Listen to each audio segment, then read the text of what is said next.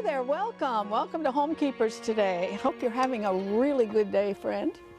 And as I always start out the program and just welcome, welcome, welcome. I can't tell you how much we love our viewers. And if you're brand new, if this is the first time you've ever seen us, this is a really good program for you to tune in. And I'll tell you about that in just a minute, but also you regular people who always watch and you pray for us and you support us. I do not have the vocabulary really to tell you how much I appreciate you, but I pray over and over that God will just bless, bless, bless you every good way. Well, I have a guest today that I've reached out, wanted to get on a long time. Finally, we really did connect. Her name is Nicole Johnson, and she was Miss America 1999. We got her crown here. You can't believe how excited I am to just sit close to this crown, because I've probably watched most of the Miss America pageant since I was maybe in junior high, and everything that pageant stood for. And what is really wonderful about it is that when a girl wins it, she'll have a year's reign, and she really meets a lot of people in America and decides what she wants to talk about and what she wants to represent from this very, very visible platform. And Nicole Johnson, I remember the night she was crowned, I was watching, and she was going to, her platform would be about diabetes, because she has diabetes herself. And what an amazing representative she has been for people with this problem, because there are lots of them and the numbers growing, and she's involved in the research. And one thing I appreciate about the fact that she was crowned in 1999, and girl, she looks just like she did then. It's just disgusting, really. But we're glad she's here. And the thing I really do admire is that she has stayed with this and really put it out in front. And so she is here today. We're going to talk about that and a lot of other things that you could talk about with Miss America. And also, she's going to be in the kitchen, and we're taking something out of her cookbook that's especially for diabetics. And before I join her, though, we're offering you a healthy book that we have offered before called Healthy Country Cooking by Sharon Brower, where she has taken all the good, fat, full of fat kind of country cooking that you like, and she's made it so it's just a whole lot healthier. So if you would like that book, the number is on your screen if you use your credit card, 1-800-229-0059, or write to us at Homekeepers, Post Office Box 6922, Clearwater, Florida, 33758. And now I'm joining Nicole, and I'm just so glad you came. Oh, well, thank you. It's a delight. I know it. There's just, when I heard what your platform was and all, and then to think that you've just stuck with it all this time. It's inspiring, and we'll tell them more about this. But this is out of your cookbook, which we do not have available at this time. I hope sometime we can. Sometime soon. But you know what I noticed about this? This is not a boring. That's right. Yes. That was the whole reason I made it. I have 4 different cookbooks that are out, and the whole philosophy is teaching people that they can have the wonderful savory experience of cooking, making foods, and eating them, and enjoy it even if you have diabetes, or you might be trying to lose a couple pounds, because this is just healthy lifestyle, really. There are some great recipes, but we had to choose one that would kind of, you know, fit in our time frame. So, yes, this is ready. All right. The meat's already cooked. This is a pound of a good lean meat. You need a little fat because it gives it the flavor, but you're right. This looks pretty good, doesn't it? But you can choose the 90% of the meat, 10% fat. You know, it's up to the person and how they want to live. If you don't like beef, you can alternate ground turkey, and that works just as well. What we're going to make are sloppy Joe sliders, and I'm going to talk a lot about negotiation, because that's how I see the food experience in living with diabetes and trying to make sure that you're cutting carbs and reducing sugar. So this is simple. Just add all this stuff? All we do is we add some stewed tomatoes. We add some. This is the Mexican recipe. Yep. We had some frozen vegetables, the corn, the peas, carrots, green beans. Oh, get all those vegetables Got in there. all of it out, not quite. This is a way that you can sort of pull a fast one over on your kids maybe by including some vegetables in there. We have some bell pepper. And then the recipe calls for ketchup. Now, some people with diabetes often think ketchup maybe has a little bit too much sugar or more carbs than they really want to negotiate with. If you want an alternative, something to consider is salsa, and that just boosts up your intake of vegetables. And the last thing we have is a little bit of Worcestershire sauce. So let's see, we need 2 teaspoons of that. Okay. Oh, you're having to work hard here. That's all right. That's all right. Let me open this one. Wanda's the, how will we get along without Wanda? 2 of these or just 1? 2 of those. 2 That gives teaspoons. it a lot of good flavor. Then we got 1 teaspoon of cider vinegar. So, there we go. A little bit extra. A little more. And then some ground cumin.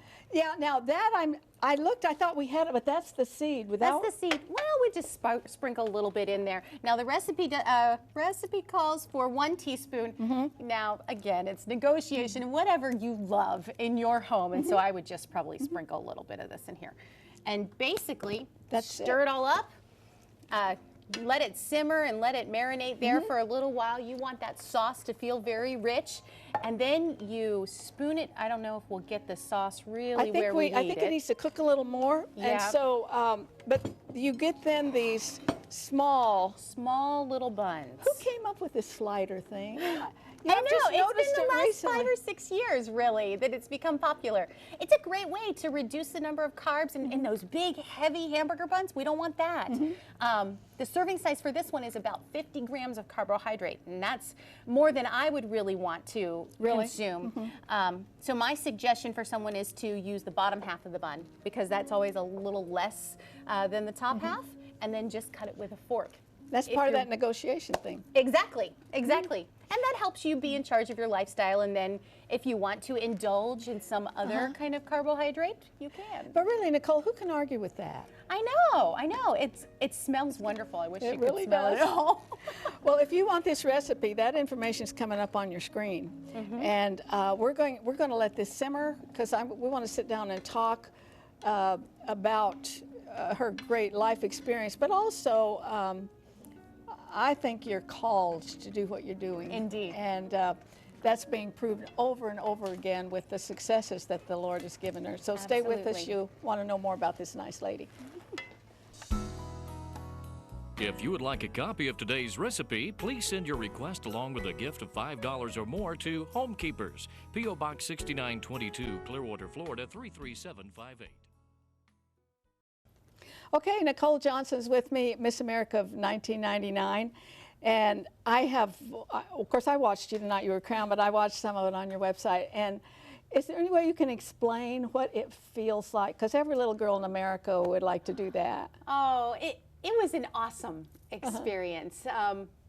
My experience was very different from most people's. I was there because 5 years earlier I had been diagnosed with type 1 diabetes, and my purpose for going to Miss America was rooted in discrimination that I had experienced. So I was really on a mission. I was trying to prove that people with diabetes can do anything as long as they're in good control of their condition. And I had been told previously that my options were very limited as a woman with diabetes. So to get to that point, I never really thought I was going to become Miss America. My whole goal was to be in the top 5 because I wanted to sit on television like we are, and I wanted to talk about diabetes. And when I was given that opportunity, I remember just praying and thanking God that, thank you that I was able to talk about this disease and to talk about the reality of living with it, and that not every young woman, not every person is perfect, and you don't have to be. I remember, because I have a child with diabetes, and I remember those feelings of limitations. I know exactly what you're talking about.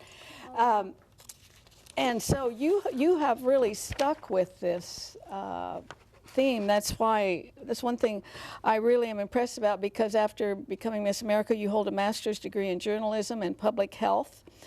and a Telly Award-winning television journalist. So you've used that journalistic degree, and you're a writer, 5 books, and so more recently you are with, you have secured a grant that is really opening up doors. Only God knows where it could lead. You're absolutely right. It's a fairy tale kind of story of this amount of funding. It was generous. It's from a private foundation, the Patterson Foundation, and it was given to the University of South Florida, where I work, and I'm also a doctoral student there now. And so I manage and oversee this project called Bringing Science Home. And it's sort of like this program. How do you help people and empower them to live every day and to work through their challenges, to work through their difficulties, and to see the optimistic side, and to see that there is possibility? And so it really is very much my DNA of being a young woman who was told I would never graduate from college, I would never have a career as a journalist, I would never win a competition, much less Miss America, and I would never become a mother because of my disease. And I had a choice at that time. Was I going to listen and buy into that negativity, or was I going to believe and be filled with hope and surround myself with positive energy and understand that there is a higher calling and a higher power that's in charge? Absolutely. Now you grew up in church, very musical. Your talent was singing, right? Yes. You played piano also, though? I grew up playing the piano, but I wasn't good enough for the stage. Do you know, I'll be honest, since Miss America's moved, I think, to Las Vegas. Yes. Haven't seen it that much. It seemed to belong in Atlantic City, like, you know, it's just a staple there. But I do know, with a musical background of my own, I was amazed at the talent of those top 10. I just, absolute professionals. And so, don't you think your church experience just was huge? Oh, absolutely. And, you know, the folks here in the Tampa Bay area, there are many that could tell lots of stories. But I grew You went up, to church in Clearwater. I went to church in Clearwater for most all of my life. Grew up there, and even up until the weeks before Miss America, I could be found on that church stage practicing, trying to imagine what an audience would be like and cameras would be like. But I grew up doing special music and singing in choirs, and that really reinforced my self-esteem and confidence. I'm always trying to tell our audience, keep your kids in church. Yes. VBS, children's church, Sunday school, whatever they call it nowadays.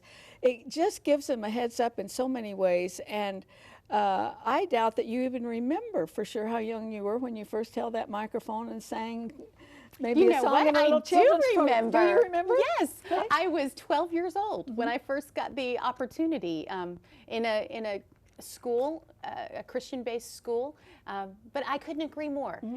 My church family, that was my social outlet. I didn't get into trouble as a young person. I understood the importance of values and the importance of principles, and because of that, when it came time for me to go to Miss America, I had nothing to hide.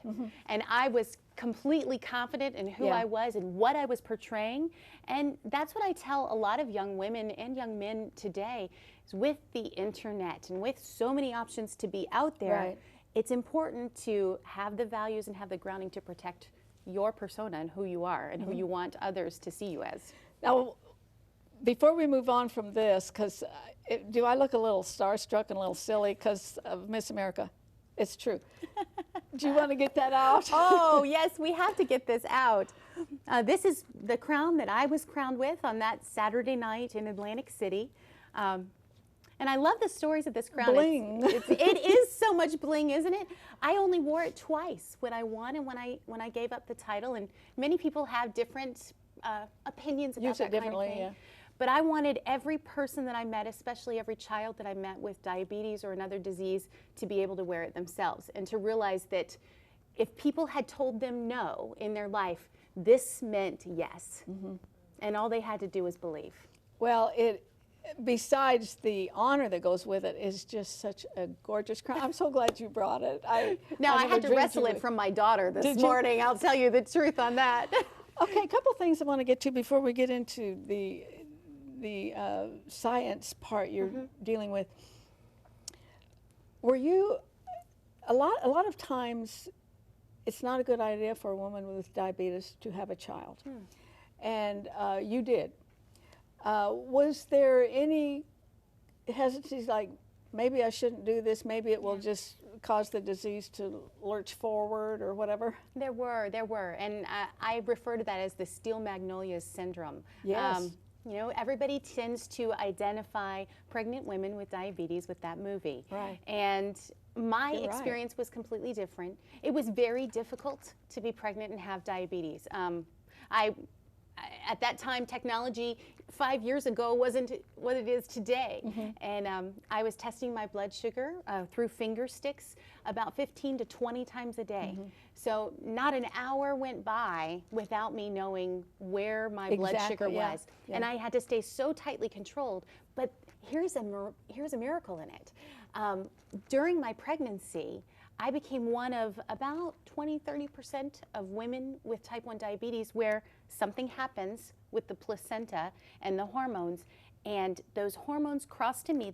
Nothing came from the baby, but the hormones caused my body to make insulin again. And I had not made insulin. I had not been able to use it naturally, and by the end of my pregnancy when I delivered, the doctors told me that I was making 30% of my daily rate of insulin naturally. And then it went away. I was going to say, you know, did you get to go off the shots? But no, but I did was it still, reduce it way down during that period? It reduced it dramatically. I mean, typically you would double, if not triple, your daily rate of insulin because of that growing baby. But it was amazing to be a part of that science of regeneration of cells and to be given this little gift. I know, you know, when King David said we're fearfully and wonderfully made, just think about that. This life is growing inside you, and boom, here comes some insulin.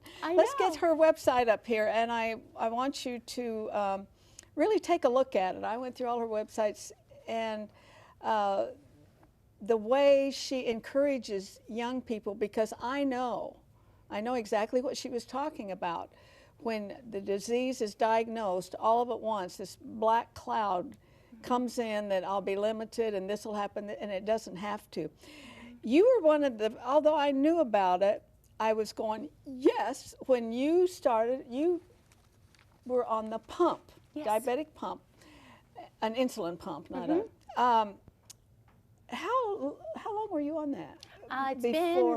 I went on 1 year before I was at Miss America because I'd had a severe low blood sugar reaction in the middle of the night where I was found comatose. And at that moment, you know, this is how God works everything out for the perfect moment in time, because that awful experience had to happen for me to be able to make the decision that, you know what, it doesn't matter what other people say or what they think about me wearing a device. And you can see my device right here on my dress. You know, of course I have a pink pump now. I've never seen, my son has one, but it's not pink. But when you came in with it, I thought, that's her cell phone. I knew you, and then I looked at your dress and I thought, no, you have to have a place to hang it, you know. Well, I had been so self-conscious as a young woman about the judgments that other people would make on me if I was wearing a device. And it's a big decision, you know. You're wearing your internal challenge on the outside of your body.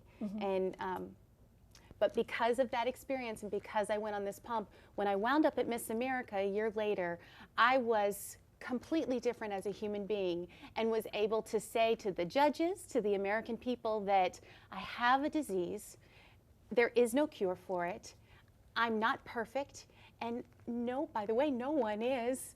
And then I was able to talk on stage about my one regret, and that was I was angry at God for allowing me to have this disease when I was diagnosed, because at that moment of diagnosis, I didn't realize that He was actually giving me a gift. And He was giving me a ministry. Yeah, that makes all kinds of sense, you know, if you really know God and you are making an effort to follow Him. Let's explain a little bit this pump. You kind of program it. Indeed. And it releases insulin a little bit more like your own body does, rather than taking, it used to be one big shot, wasn't it? Yeah, and it then was they one, spread them and out. then it went to 2, and then 4. Yes, so you wear, it's a little cannula. It's a tube, sort of like an IV almost, and it's inserted with a needle under your skin. You take the needle out, and it stays there for 3 to 4 days, slow dripping insulin. And then based on what you eat, and that's why I talk so much about carbohydrates, based on the number of carbohydrates you eat, you tell the pump to give you more insulin. I can see right now that you're going to have to come back because we're going to run out of time. You actually, though, were criticized. Someone did tell you that you shouldn't be in the pageant. Excuse me, was this a backstabbing contestant? You know, it happened from a lot of different angles. Did it? And I was criticized up until an hour before. You told not to compete. You were told not to compete, told to drop out, advised to not get my hopes up, because of this attitude and this fascination that we have as a society with perfection. And that's what it was all about. You're not the ideal. You're not perfect. And, you know, I thank God for the opportunity to spend that year and now 13 subsequent years telling people that, you know what, it makes us more beautiful as humans when we have challenges and we're able to communicate about them, because that gives us the opportunity to love and care about others. Right. And that's what my life is about today, is trying to find ways to help people live better. You have so stayed with it, and I believe in some of your literature that we're talking about 21 million.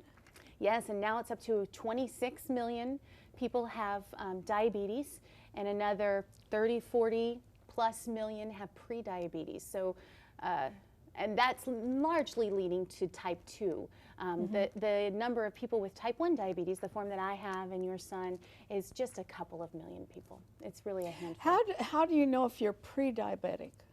If your blood sugar is over 100 at a fasting level, so before you've eaten, you need to have not eaten for 6 hours prior. If it's over 100, you have pre-diabetes. If you carry some weight in the middle section, because diabetes is very much linked to central body fat, and that's the crowding of the organs, and that means that your pancreas is just not, it's kicking out insulin, but the fat, it up a little bit. I know, I wish you could. The fat just kind of causes it to not be absorbed quite right, and that's type 2. And that's a plague. Yes. And a lot of that can be controlled by lifestyle, right?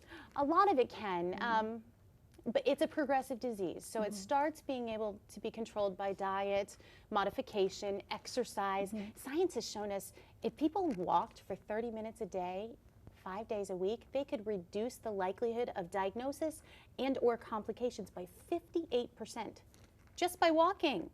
And if you pair that with losing 5 to 10 pounds of body weight, enormous benefit. But the disease is progressive, and most people wind up needing oral medication, and then within a few years of oral medication, most people should go to insulin to be able to preserve the function of their organs.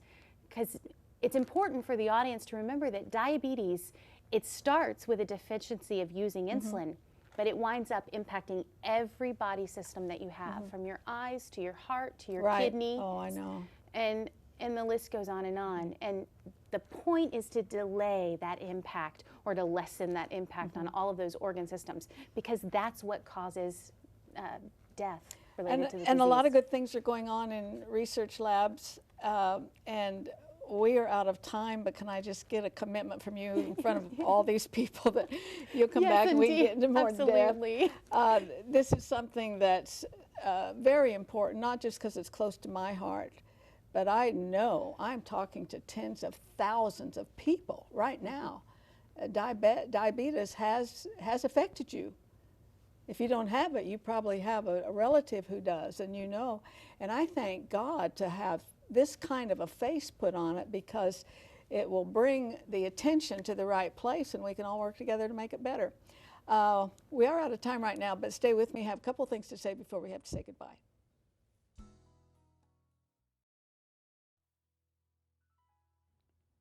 Okay, let me remind you again that we're offering you Healthy Country Cooking by Sharon Brower. We've offered this before. Always get a good response on it. If you haven't ordered it, this is the day for you to do that.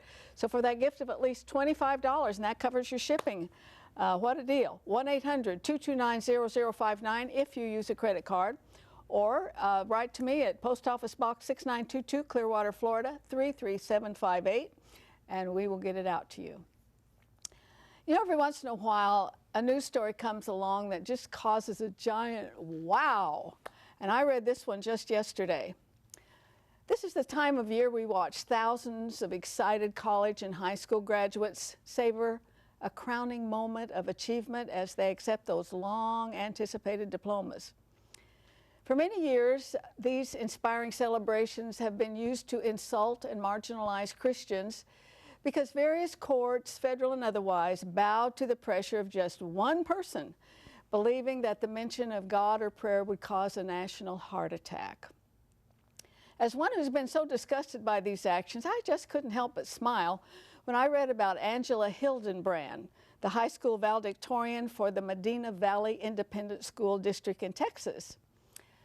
Chief U.S. District Judge Fred Byrie denied Angela's constitutional right to free speech by ruling that she could not offer a prayer in her remarks. It seems that parents of just one of the other graduates filed a lawsuit to stop her, claiming it would cause irreparable harm to their son. Come on, Mr. and Mrs. Schultz, surely didn't you raise your son to be such a wuss? I commend the Fifth U.S. Circuit Court of Appeals for reversing the judge's ruling. Also, my appreciation extends to Texas Governor Rick Perry, U.S. Senator John Cornyn, Texas Attorney General Greg Abbott, and the Liberty Institute who represented Angela. I fervently hope this story will serve as a wake-up to remove the wussy factor from the Christian community. If foul, profane, filthy speech is protected in America, let's make certain that righteous speech is also protected. Think about it. And remember, friend, there's absolutely no higher calling than that of a homekeeper. God bless you. If you would like a video copy of today's Homekeepers program for just $19.95, call 1-800-229-0059 for credit card orders, or send a gift of at least $19.95 to Homekeepers, P.O. Box 6922, Clearwater, Florida 33758. Be sure to note the program number which appears on your screen.